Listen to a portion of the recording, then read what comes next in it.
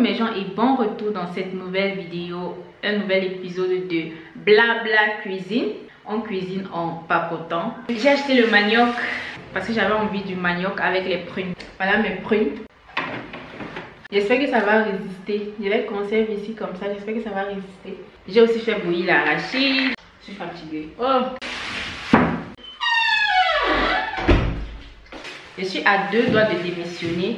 Quand je suis venue dans cette entreprise ici, moi j'ai commencé avec l'intérim. À l'époque, j'avais les difficultés avec la garde de mon enfant. Voilà. Et je suis passée par l'intérim parce que eux au moins, quand tu dis, quand tu leur donnes tes conditions, quand tu leur poses tes conditions, que bon, voilà, si vous voulez m'engager, sachez que moi je peux travailler seulement de telle période à telle période puisque j'ai des difficultés avec la garde de l'enfant, je suis mère célibataire et tout. L'intérim peut dire que ok, et il te trouve des jobs, voilà, qui ne passent qu'avec tes heures, les heures dont tu as proposé. L'intérim m'a trouvé, c'est l'intérim qui m'a aidé à trouver le job où je suis actuellement interne. Le salaire était vraiment minime, mais avec l'intérim, le salaire est peu.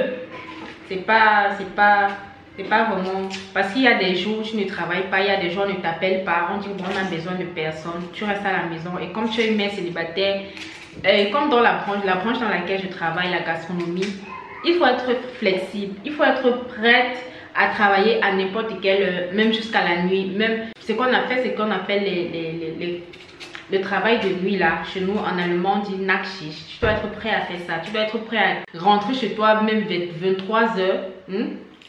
Et moi je peux pas. Je suis maman. Je pense que tu n'as pas besoin d'être mère célibataire pour comprendre que c'est difficile quand tu es maman avec des enfants de faire ce genre de travail. Si tu n'as vraiment pas, si ton partenaire n'est pas présent quoi, si ton partenaire c'est quelqu'un qui travaille aussi beaucoup, qui se déplace beaucoup, tu auras aussi les mêmes difficultés avec la garde de l'enfant. Aussi trouver quelqu'un pour garder l'enfant, ce n'est pas facile aussi dans quelqu'un de confiance, à qui tu as confiance, parce que nous les mamans on a peur.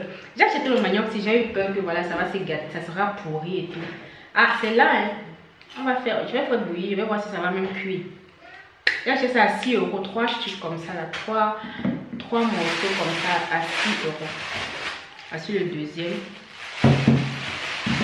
Voilà le troisième, 6 €. Bon. 6 €. Du coup, j'étais contente de mes services, quoi. Chaque fois, je suis toujours à l'heure. Je suis très rarement malade. Si je suis malade, ça sera seulement à la période de l'hiver. Vous avez le rhume, tout ça. Ou quand le pollen commence à sortir, ou c'est mon fils qui est malade quoi. J'étais très rarement malade. Je travaille bien, on aime ce que je fais. Et c'était toujours moi qu'on envoyait ici, c'était toujours moi qu'on réclamait. Et ils ont proposé de m'acheter. Ils m'ont acheté à l'intérim. Quand je dis acheter, ça ne veut pas dire que je suis esclave, non.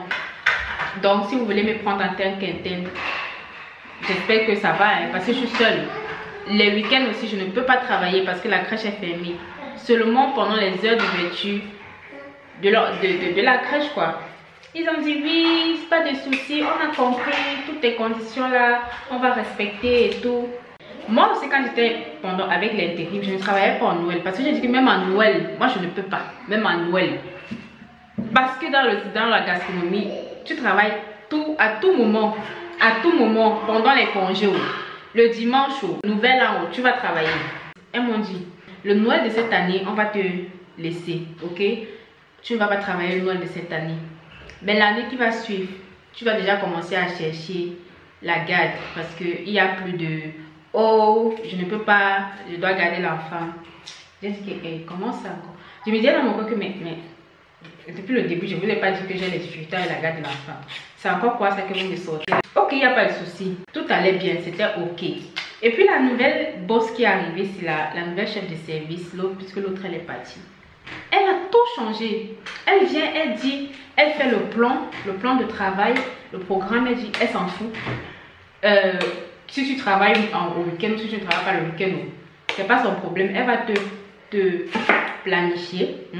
C'est à toi de gérer, c'est à toi de chercher la garde de l'enfant, qui va garder l'enfant, qui ne va pas garder l'enfant. Ok, moi je suis pas là. Je n'ai aucune discussion avec personne quoi. C'est ça qui a fait que ça a dérangé beaucoup. Elle a tout changé. Le seul hic maintenant c'est que nous sommes en sous-effectif. Aucun intérimaire ne veut venir travailler ici parce qu'il trouve dur. Travailler avec les personnes âgées, c'est compliqué parce qu'ils ont tellement de souhaits. Tellement de souhaits. Oh non, je ne veux pas la nourriture si, je veux plutôt telle nourriture avec telle nourriture. Je veux le premier menu mélangé avec le légume du deuxième menu. Ton cerveau réfléchit même 4000 fois. Parce que quand tu vas passer la commande, tu dois retenir dans ton cerveau. Même si tu écris, tu dois retenir dans ton cerveau ce que la personne a commandé, quoi.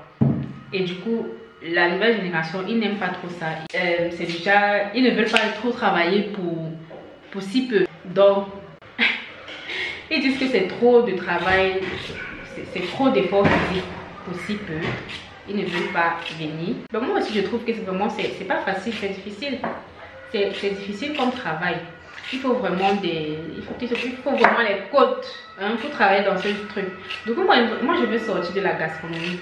Je vais réfléchir comment sortir de la gastronomie, cette branche-ci. Vraiment, j'ai eu les belles années de ma vie. J'ai travaillé au restaurant, j'ai travaillé au restaurant de l'hôtel. J'ai vraiment eu de belles expériences, j'ai rencontré de belles personnes. Mais je ne peux pas faire ça. C'est pas un travail que je veux faire toute ma vie. Ça demande tellement d'efforts physiques, tellement d'efforts physiques. Je travaille seulement 4 heures de temps, mais quand je rentre à la maison, je ne peux plus rien faire. J'ai mal au dos, j'ai mal aux pieds. Imaginez si je travaillais à plein temps, si je devais faire le travail à plein temps, peut-être 8 heures de temps. Imaginez-vous. Non, moi je vais sortir de la gastronomie. Je vais réfléchir sur quel domaine j'ai envie de faire dans le futur. Voilà. J'ai envie de me former, de faire une formation continue dans d'autres domaines. Ou bien faire des petites formations dans des trucs qui vont m'intéresser, quoi. Mais trouver même quelque chose qui va t'intéresser. Est-ce que c'est facile? Ce n'est pas facile. La vie n'est pas facile. Mais on verra bien. Je veux sortir de la gastronomie. Je suis plus là. C'est un truc passionnant, mais sérieux. Quand tu travailles dans ça, il faut avoir un abonnement mensuel seulement pour le massage dans un salon de massage. Une fois, ou bien à la fin de la semaine, chaque fois tu vas te faire masser. Ouais, et tu recommences le boulot la semaine qui suit parce que ça ne va pas. On paye mal. Franchement, je comprends pas comment les entreprises aussi fonctionnent. Vous avez des employés qui travaillent tellement bien. Ils sont rarement malades. Ils sont toujours là. Ils répondent à vos faveurs. Mais à chaque fois, on est en sous-effectif. Vous ne voulez pas payer de l'argent pour recruter peut-être les étudiants. Vous mettez tout le poids là. Ils mettent tout le poids des sous-effectifs là, de tout ça. Sur leur employé interne, quoi. Ça fatigue. Parfois, on travaille ici à 7 et ce n'est pas facile. Il y a 8 rangées. 8 rangées dans le restaurant. Chaque personne a sa rangée. Nous sommes toujours à 8. 9 même, c'est l'optimal parce qu'il y a quelqu'un qui aide à nettoyer les plats et les verres de temps en temps.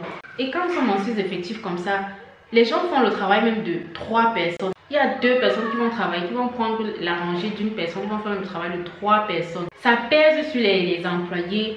Tu vois, beaucoup de personnes sont toujours malades. Les gens ne viennent pas au boulot, ils vont dire qu'ils sont malades, ils sont fatigués. Ils ne viennent pas, ils démissionnent, quoi. Ils démissionnent. Il faut vraiment que les entreprises trouvent des solutions pour ça. Mettez vos employés à l'aise, les employés qui montrent qu'ils veulent vraiment travailler là. Ils veulent travailler, ils sont là pour ça. Toujours là, toujours présents. Voilà, ils travaillent bien. Vous devez faire tout pour les garder en fait. Vous voulez les exploiter. C'est rare que le chef il vient regarder, vous nous demander si ça va. Vous demander si c'est comment là-bas. Venez même nous aider même à ramasser les plats là. Il n'est pas là, jamais. Et quand on dit que nous sommes en sous-effectif, ce n'est pas son problème. Mais je ne sais pas s'il va tenir. Moi je voulais tenir jusqu'à l'année prochaine. Parfois je vais abandonner. Mais je dois atteindre mon objectif. Je dois tenir le coup. J'y suis presque. C'est ça quoi. C'est normal que personne ne veuille plus travailler. C'est normal que les gens démissionnent, que les gens voilà, faire des travaux aussi durs, être exploité chaque fois. Chaque fois on va t'appeler que viens, nous sommes en sous-effectif. Pendant ton day off, on t'appelle, viens, nous sommes en sous-effectif. Toi tu te reposes à quel moment en fait? Même pendant les vacances, certaines personnes ont des vacances, on annule leurs vacances en disant que Oh, nous sommes en sous-effectif, désolé. Nous sommes en sous-effectif. Ils annulent les vacances. Ils disent que bon, tu prendras tes vacances plutôt une autre fois. C'est quoi ça? Quand on te paye même les heures supplémentaires, ça ne vaut rien en fait. Puisqu'il y a aussi les impôts dessus. Ça sert à quoi? J'ai l'impression que la société fait en sorte que non, tu ne respires même pas, ça t'opprime. Tu vas à gauche, il y a des problèmes. À droite, il y a des problèmes.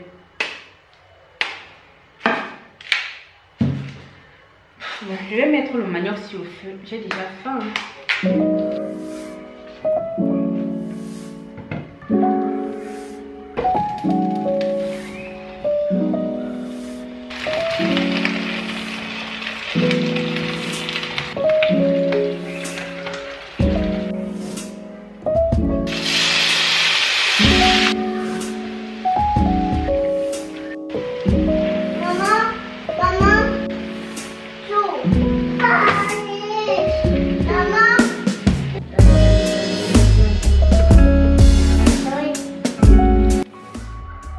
Mais même c'est très bon.